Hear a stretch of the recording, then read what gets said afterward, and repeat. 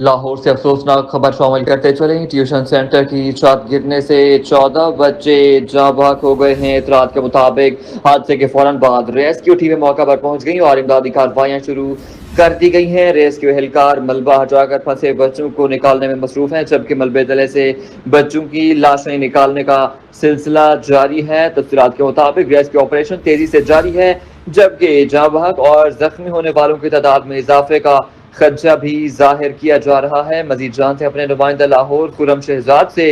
جی خرم، بتائیے گا کیا تفصیلات ہیں؟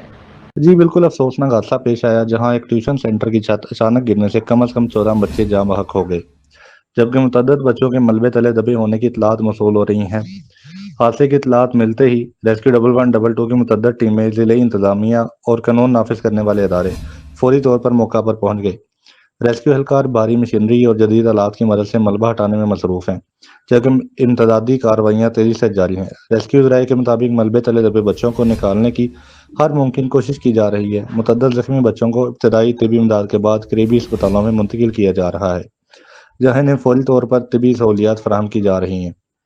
ملبے سے بچوں کی لاشیں نکالنے کا سلسلہ بھی جاری ہے، جس کے باعث علاقے میں سوگ کی فضا چھا گئی ہے۔ عینی شاہدین کے مطابق حادثے کے وقت ٹیوشن سینٹر میں بڑی تعداد میں بچے موجود تھے۔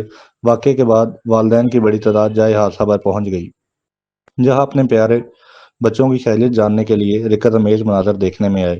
ضلعی انتظامیہ نے واقعے کی تحقیقات کا حکم دے دیا ہے، جبکہ عمارت گرنے کی وجوہات جاننے کے لیے متعلقہ اداروں کی ٹیمیں شواہد اکٹھے کر رہی ہیں۔ ریسکیو حکام کا کہنا ہے کہ امدادی کارروائیاں اس وقت تک جاری رہیں گی جب تک ملبے تلے موجود تمام افراد کو نکال نہیں لیا جاتا۔ جی بہت شکریہ خرم شہزاد، آپ ہمیں تفصیلات سے اپڈیٹ کر رہے تھے۔